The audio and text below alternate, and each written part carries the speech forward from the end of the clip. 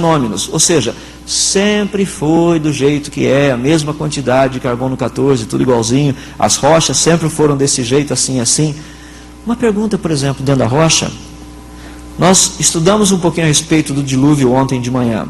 Você tem material sedimentar espalhado por toda essa terra inundada, de repente esse negócio começa a se formar camadas.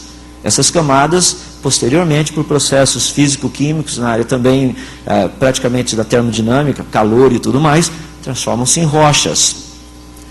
Será que o material dessas rochas formadas não iriam ser compostos também por elementos que não faziam parte originalmente da rocha? Mas é claro que sim, a gente faz teste de laboratório, muito do potássio, muito do argônio que aparece em rochas sedimentares que a gente encontra por aí, não necessariamente faziam parte da rocha. Por causa do processo do dilúvio, foram incorporadas à estrutura. Dentro da proposta da evolução do sistema de datação, não, isso nunca aconteceu. A rocha sempre foi rocha, do que veio de fora não tem nada a ver com isso. Tem tudo a ver com isso. A gente tem feito isso em testes de laboratório. A outra questão é a constância das condições, ou seja, o mundo nunca mudou.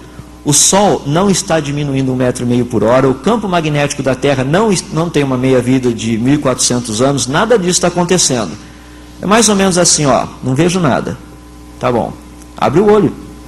A gente sabe que isso aqui não é uma verdade. Você pega, por exemplo, os fósseis de plantas antigos e compara com as plantas de hoje, os fósseis são muito maiores do que os que tem hoje. Você sabe que não existe constância de condição. Alguma coisa aconteceu, porque as coisas hoje são menores do que já foram no passado. Mas assume-se que tudo é constante e que os fenômenos permanecem exatamente iguais.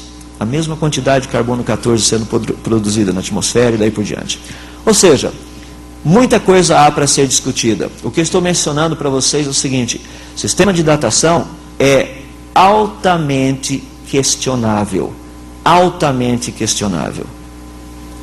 Quando a gente vê algumas coisas por aí, é quase de arrepiar o cabelo. Métodos de datação, deixa eu ver a coluna geológica. É o que nós encontramos nessas camadas. Só por curiosidade, como que se fazia a datação? Era um negócio muito interessante, isso é realidade. Tanto é que é uma das partes mais criticadas dentro da coluna geológica. Chegava o professor numa classe, falando da pesquisa dele, e dizia o seguinte: meus alunos, aqui nós temos um fóssil do período cambriano. Daí o aluno levantava a mão e falava: professor, como é que o senhor sabe que é do período cambriano? O professor falava assim: é porque esse fóssil foi encontrado numa rocha do período cambriano. Ah, professor, e como é que o senhor sabe que a rocha é do período cambriano?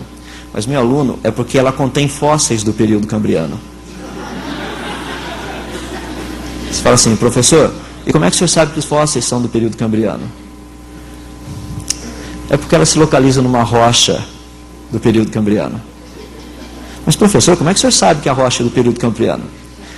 Meu aluno, eu vou lhe explicar mais uma vez. É porque a rocha do período cambriano possui fósseis do período cambriano. É óbvio isso. Mas, professor, e como que é óbvio, então, que os fósseis são do período cambriano? É óbvio porque eles se encontram na rocha do período cambriano. Parece brincadeira? É assim que tudo começou nessa questão da coluna geológica. Esse é um dos grandes questionamentos da validade da coluna geológica. Por quê? Temos todas essas datas, todos esses negócios, essa ordem e tudo mais, com alguns pequenos problemas. Primeiro, estudos exaustivos mostram que não existe uma sucessão de estratos. O que acontece? A sequência dos estratos, ou seja, essa forma que é apresentada para a gente, como eu mostrei nesse slide anterior, esse negócio assim todo bonitinho, tudo organizado direitinho, a sequência deles não aparece completa em nenhum lugar do planeta. Não existe isso. Você não vai pegar um lugar, você cava, você vai achar o cambriano, vai achar toda a sequência bonitinha como aparece. Não existe isso. Aonde ela aparece, mais de 50% de todos os períodos estão faltando. Não somente isso, apenas de 15% a 20% da superfície da Terra apresentam 1/3 desses períodos todos na ordem que é proposta da evolução. Dos 50% que você encontra, apenas 1/3 deles está na ordem certa. E isso, de todo lugar que você pesquisa, só 15 a 20% da superfície da Terra tem isso. Um exemplo, você tem 3 períodos aqui. Você tem rochas do período Paleozoico inferior, em cima delas deveriam estar do Paleozoico superior, em cima do Mesozoico. O amarelo significa a presença dessas rochas, o verde significa a ausência. Pega o Mesozoico, por exemplo. Aqui você tem Mesozoico no meio da África. Ué, mas não tem Paleozoico superior e não tem Paleozoico inferior. Onde é que foi parar essas rochas?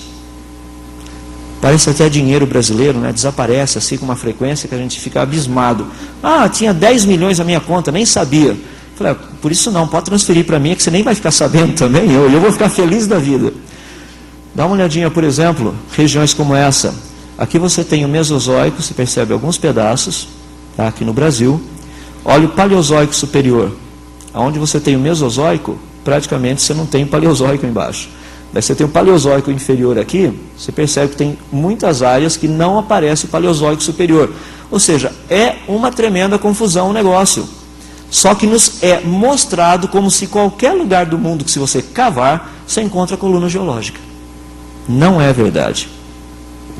Um exemplo disso, só no Grand Canyon do Colorado, existe uma descontinuidade de aproximadamente 100 milhões de anos geológicos. Para ser mais preciso, são 165 milhões de anos geológicos. Aonde foi parar essa rocha? Agora, deixa eu dar o tamanho da rocha. Essa rocha deveria ter aproximadamente 200 metros de altura, ter quase 280 quilômetros por 420 quilômetros. Aonde foi parar essa pedrinha?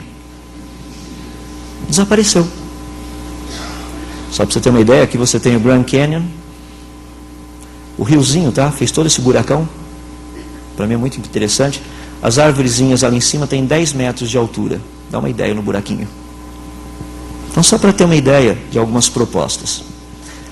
Mas existem problemas com a coluna geológica, mencionei já para vocês, aqui você tem um fóssil de uma árvore, praticamente 7 milhões de anos, desculpe-me. Se você contar as camadas da coluna geológica, essa árvore atravessou o equivalente a 7 milhões de anos. Muito interessante, né? Uma árvore que dure 7 milhões de anos. Aqui do lado você tem o fóssil, estou brincando, esse não é o fóssil, esse é o pesquisador. O fóssil está aqui do lado, se bem que eles parecem muito com o fóssil também. Pelo menos a posição dele é quase fossilizada, né? Num caso como esse, você tem uma árvore, se você contar as camadas que essa árvore atravessa, ela continua para lá e para cá, mas uma árvore que atravessa várias camadas, essa árvore praticamente viveu cerca de 5 milhões de anos. O que é altamente improvável. Não somente isso, como na Alemanha, numa das minas de carvão, foi encontrado, por exemplo, essa árvore, existem outras pelo mundo, mas a raiz dela está para cima e as folhas estão aqui embaixo. Portanto, no passado, as árvores cresciam de ponta cabeça. Agora, isso aqui não foi uma dobra que poderia ter acontecido desse jeito, dobra de sedimentos. Não existe nada disso. Tem outras árvores mais para cá nesse mesmo sistema que estão em pé. Como explicar uma árvore de ponta cabeça no meio de outras que estão em pé? Que tal um dilúvio universal? Isso explicaria de uma forma muito simples o posicionamento como esse.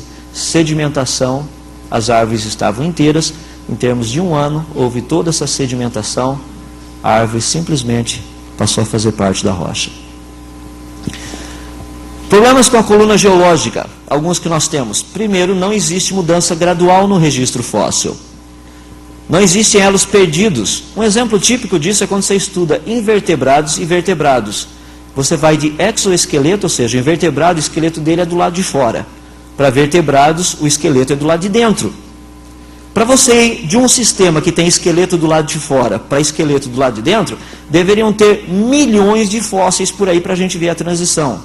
Não existe um único fóssil mostrando a transição entre invertebrados e vertebrados. Como que aconteceu? É fácil. Jesus não transformou água em vinho? Explica-se da mesma forma, de invertebrados para vertebrados. Um milagre. Porque evidências nós não temos. A mesma coisa acontece entre peixes e anfíbios, anfíbios e répteis, répteis e mamíferos, répteis e aves, primatas e outros mamíferos, macacos e outros primatas. Não existem elos perdidos. Não existem elos de transição.